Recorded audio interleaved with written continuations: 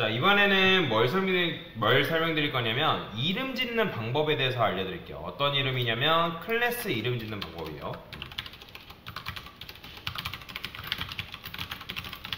여러분들이 클래스 이름을 지을 때 여러가지 방식이 있습니다. 여러가지 방식이 있는데 이 이름을 대충 지으시면 안됩니다. 여러분들이 원하는 대로 지으시면 절대로 안돼요. 클래스 이름을 지을 때는 그 해당 HTML 태그에 맞게끔 여러분들이 이름을 명확하게 지을 필요가 있습니다. 그 역할이 뭔지를 여러분들이 정해야지. 예를 들어서 클래스를 여러분들이 뭐 A라 짓는다, 또는 뭐 B로 짓는다. 그렇게 하면 된다, 안 된다? 안 되죠. 그러면 해당 클래스, 해당 HTML 태그가 해당 HTML 역할이 뭔지 모르잖아요. 그렇게 되면 여러분들이 고통스럽더라도 그 해당 HTML에 맞는 이름을 정확하게 지어줄 필요가 있다는 거예요. 자, 아까 네이버 같은 경우도 어때요? 자, 네이버도 아까 컨트롤 C 들어가서 얘 클릭을 해보면 얘도 얘만의 정확한 그 이름이라는 게 존재한단 말이에요. 여기 보시면 뭐 마이 뷰, 뭐 그다음에 뭐 모듈, 뭐 이런 식으로 되어 있는 걸 볼 수가 있죠. 그래서 그거에 맞게끔 지금 이름이 지어져 있는 걸 볼 수가 있는데, 클래스 이름 같은 경우는 보통은 이제 요 앞에가 소문자예요. 대문자로 짓는 데도 있는데 그거는 이제 회사마다 다르기 때문에 그냥 회사에 맞춰서 따르시면 됩니다. 보통은 이제 소문자로 많이 지어요. 그래서 여기다가 우리가 보통 이제 메뉴라고 이런 식으로 짓잖아요. 그러면 여러분이 딱 메뉴라는 거 딱 보자마자 무슨 느낌이 든다? 이 녀석은 메뉴로서의 역할을 담당하는 HTML 태그겠구나 라는 걸 여러분들이 알 수가 있다라는 거죠. 그죠? 그 다음에 혹시라도 여러분들이 여기다 이렇게 썼어요. 이거는 메뉴 아이템이겠구나 라는 거죠. 자, 그래서 이제 단어하고 단어 사이에는 여러분들이 여기 대시를 쓰던지 아니면 여기다가 언더바를 쓰던지 이렇게 써줘야 됩니다. HTML을 쓰다 보면 가끔가다 이제 클래스에다가 이렇게 쓰시는 게 되세요. 이거는 이제 회사마다 다르긴 한데 이렇게 보통 잘 짓진 않습니다. 그러니까 단어와 단어 사이에 그 다음 단어가 시작되는 처음 문자는 대문자로 시작하는데, 이 클래스 이름 명명법이 다 이제 규칙이라는 게 있어요. 케이스라는 게 있는데, 여기다가 제가 그냥 카멜 케이스라고 검색을 할게요. 그러면 이제 여기 보시면 프로그램 명명 규칙이라 되어 있죠. 그래서 카멜 케이스라는 거는 여러분 카멜 들어보셨죠? 카멜? 낙타죠, 낙타. 그래서 낙타 혹처럼 이렇게 올라왔다 라고 해가지고 이런 걸 이제 카멜 케이스 기법이라 하는 거고요. 자, 이건 잘 안 씁니다. HTML, CSS 할 때는 여러분들이 이거 안 써요. 이렇게 쓰지 않습니다. 자, 그 다음에 얘는 뭐냐면 스네이크 케이스고요. 스네이크라는 거는 요 밑에 언더바 뱀처럼 기어다닌다 해가지고 스네이크 케이스고, 이게 바로 파스칼 케이스예요. 보통 실무에서는 요걸 제일 많이 쓰고요. 그 다음에 요겁니다. 근데 이제 회사마다 달라요. 자, 뭐 이거는 여러분들이 회사 가면 되고요. 회사 가서 알아보시면 되고.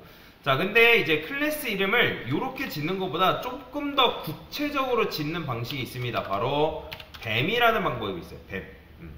이 뱀이라는 방법인데, 이 뱀이라는 거 뭐냐면 클래스 이름 짓는 방법이에요. 방법론이에요. 방법론. 클래스 이름 짓는 방법론이다 라고 생각하시면 되는데, 자, B는 뭐냐면 블럭의 약자입니다. 디스플레이 블럭과는 달라요. 그 다음에 E는 뭐냐면 엘리먼트라고 하는 거예요. 그 다음에 M은 지금 여러분들한테 그렇게 중요하지 않습니다. 여러분들 HTML, CSS 작업하면서 이 M을 이용해서 클래스 이름을 지을 일이 거의 없어요. 그래서 얘는 그냥 모디파이어다 라는 정도만 그냥 알고 넘어가세요. 모디파이어라는 게 있다. 그래서 그냥 결론만 내리면 이 블럭은 뭐냐면 독립적이고, 그 다음에 재사용 가능한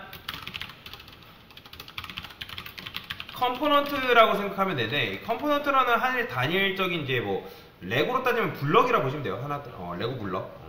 그래서 독립적이고 재사용 가능한 컴포넌트라고 보시면 되고요.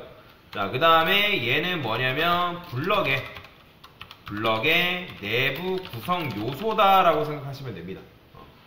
얘는 그냥 이제 뭐냐면 뭐 쉽게 말하면 엘리먼트가 있죠. 엘리먼트의 뭐 모양, 상태, 행동이라고 보시면 되는데, 여러분들 이걸 쓸 리는 없어요. 그래서 중요한 거는 요 B하고 E만 아시면 되는데, 자, 그러면 우리가 예전에 카카오뱅크 만들었던 걸로 한번 예를 들어볼게요. 카카오뱅크 이름 지을 때 우리가 보통 어떻게 지었어요? 헤더, 그 다음에 탑바라고 이런 식으로 이름을 지었죠? 그죠? 그 다음에 div 한 다음에 컨테이너를 이런 식으로 이름을 지었습니다. 기억나실 거예요. 뭐 테일인도를 한다면 뭐 mx 오토까지 이렇게 지었죠. 뭐 얘네 같은 경우는 기본적으로 컨테이너 같은 경우는 라이브러리 클래스잖아요. 그죠?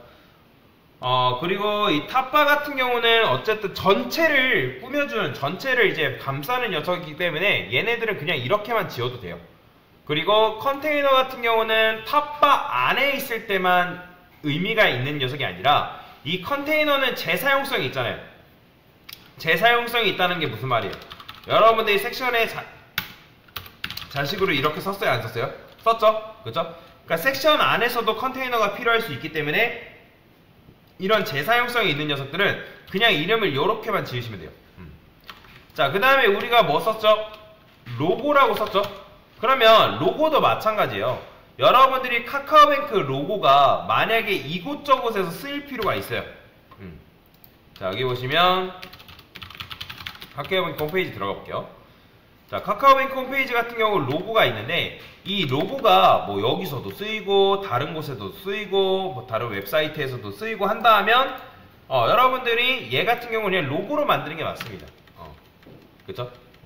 그런데 그게 아니라 이 카카오뱅크라는 요 로고 자체가 탑바 안에 있을 때만 의미를 갖는 녀석이다. 즉 로고라는 녀석이 탑바 안에 있을 때만 의미를 갖고 살아있다 라고 하면 얘는 어떻게 짓냐면 탑바에 언더바를 짓습니다. 자, 그러면 이렇게 쓰게 되면 이거는 뭐냐면 여러분들이 이 해당 엘리먼트의 클래스를 이용해서 해당 엘리먼트를 뭘로 만든 거예요? 엘리먼트로 만든 거예요. 엘리먼트. 즉 요거 블럭의 내부 구성 요소로서 이 녀석을 만든 거다라고 보시면 되거든요. 자, 그러면 여러분들이 접근할 때 우리가 보통 로고 접근하려면 어떻게 접근하는 게 정석이에요? 탑바의 자식으로 컨테이너의 자식으로 그 다음에 탑바의 로고 이렇게 접근해야 되는 게 정석이잖아요. 그런데 여러분들이 이 녀석을 블럭으로 그러니까 엘리먼트로 만들었으면 얘는 이렇게 접근해야 됩니다. 이게 맞는 방법이에요. 왜 그럴까요? 단순해요. 어차피 탑바의 자식으로 있는 로고는 누구밖에 없다? 얘밖에 없습니다. 얘밖에 없기 때문에 여러분들이 CSS에서 이렇게 썼다 해가지고 충돌날 일이 발생한다, 발생하지 않는다? 발생하지 않기 때문에 이런 녀석은 이렇게 쓰는 게 이제 CSS CSS 뱀 방식으로는 CSS 디자인 할 때 이렇게 하는 게 맞는 겁니다. 그런데 이 로고가 이곳저곳으로 쓴다? 그러면 여러분들이 이렇게 쓰는 게 맞겠죠. 그래서 이 카카오뱅크 로고 같은 경우는 사실 이제 엘리먼트로 쓴다기보다는 로고로 쓰는 게 맞습니다. 그러니까 로고가 아니라 블럭으로서 사용된다라는 게 맞는 겁니다. 그래서 얘도 마찬가지로 어차피 근데 이런 녀석은 지금 하나밖에 없기 때문에 로고라고 이렇게 접근해도 크게 문제가 되지 않아요. 그 다음에 또 뭘 만들었죠? 우리가 내부에 메뉴 1이라고 이렇게 적었죠? 그죠? 그러면 이 메뉴 같은 경우는 어디다 쓰일 만한 곳이 있나요? 어디 뭐 다른 웹사이트의 밑에서 나온다거나 뭐 좌측에서 나온다거나 뭐 그런 게 있나요? 없죠? 자, 이 녀석 같은 경우는 탑바 안에 있을 때만 종속되어 있기 때문에 얘는 블럭이 아니라 엘리먼트죠. 그렇기 때문에 탑바에 언더바 메뉴 1 이런 식으로 만들어줘야 된다. 그래서 얘도 마찬가지로 접근할 때는 여러분들이 뭐 여기 탑바의 자식으로 접근하는 게 아니라 이렇게만 접근하면 되는 거예요. 이렇게. 물론 그의 자식으로 접근할 때는 이렇게 접근해줘야 되고요. 그래서 탑바 메뉴 1한테 접근할 때는 이렇게 접근한다. 그럼 이걸 보고 협업하는 사람들이 뭘 할 수 있는 거예요? 팀 동료들이 이 메뉴 1이 탑바 안에 있을 때만 종속돼서 이제 능력을 나타내는 녀석이기 때문에 얘는 여기서 관리를 해야 되는구나 라고 알 수가 있다는 거예요. 그래서 뱀을 사용하는 경우에는 결국에는 해당 HTML 태그의 목적 그리고 그 기능이 무엇인지를 정확하게 알릴 수 있다는 거예요. 이런 걸 통해서. 그 다음에 우리가 뭐 했어요? 그 다음에 또 이런 거 만들어요. 관련 사이트. 그냥 대충 사이트를 할게요. 그러면 이 관련 사이트 같은 경우도 마찬가지로 얘는 어디다 많이 쓰나요? 아니죠. 얘도 사실 여기 안에 있을 때만 능력이 있는 녀석이기 때문에 얘도 어떻게 만드는 게 맞나요? 탑바에 이렇게 언더바 해서 사이트라고 만든 게 맞다. 이 글로벌 아이콘도 마찬가지예요. 얘도 뭐 여러분들이 다른 데서 쓴다 하면 그냥 이제 그냥 글로벌 아이콘 뭐 그냥 이렇게 만들면 되는데 그게 아니다. 다른 곳에서 안 쓰고 탑바 안에 있을 때만 능력이 있다. 그러면 글로벌 아이콘, 보통 우리가 아이콘 그냥 A라고 쓸게요. 그래서 얘도 마찬가지로 탑바에 자식으로 뭐 글로벌 아이콘이다 이렇게 쓴다라고 보시면 됩니다. 자, 이런 식으로 써줘야지만 여러분들이 이제 해당 HTML이 그 역할을 담당하는구나. 이 녀석은 탑바에 종속되어 있을 때만 능력을 두각을 나타내는 녀석이구나 라고 알 수가 있다는 거죠. 그렇죠? 굉장히 편하게 작업하는 게 가능하다는 거예요. 근데 여러분들이 이거를 이제 한 번에 알아봐 가지고 이제 쓸 수는 없고요. 요거는 연습이 필요합니다. 어떤 녀석이 어디에 속해 있고 어떤 녀석이 어디에 이제 종속되어 있는지, 그리고 얘네들은 뭐 자유자재로 쓸 수 있는지, 그런 부분들을 여러분들이 연습을 통해서 알아봐야 돼요. 나중에 이제 포트폴리오나 모자카라고 제가 보면 HTML 클래스 진짜 속된 말로 개판으로 쓰시는 분들 굉장히 많거든요. 그러면 안 됩니다. 지금부터 연습을 하셔야 돼요. 내가 짓고 싶다 해가지고 마구잡이로 지으면 절대로 안 된다라는 거예요. 물론 여러분들이 나만 웹사이트 쓰겠다라고 하면 상관이 없을 수 있는데, 근데 이제 그렇게 하면 이제 연습이 안 되잖아요. 그래서 지금부터라도 연습을 한다 생각을 하시면 돼요. 그래서 이런 식으로 뱀 방식을 쓰게 되면 요 HTML 코드를 작성할 때도 편하고, 그 다음에 CSS 코드의 유지 보수성을 굉장히 늘릴 수가 있습니다. 이거는 어디에 속해 있는 녀석이구나, 그리고 어디에 있구나, 그 다음에 이거를 왜 수정을 해야 되는구나 라는 걸 알 수가 있다는 거죠. 자, 그냥 이거는 제가 만든 게 아닙니다. 뱀이라는 사이트가 실제 존재해요. 얘가 제공하고 있는 네이밍 규칙이기 때문에 그 네이밍 규칙에 맞게 지금 작성을 하는 거라고 보시면 돼요. 궁금하신 분들은 사이트 올려드릴 테니까 한번 보시면 되고요. 자, 여기서도 마찬가지로 이렇게 나오죠. 엘리먼트. 자, 블럭이 뭐고 그 다음에 엘리먼트가 뭐고 이렇게 되어 있습니다. 그래서 블럭은 이제 이렇게 존재한다.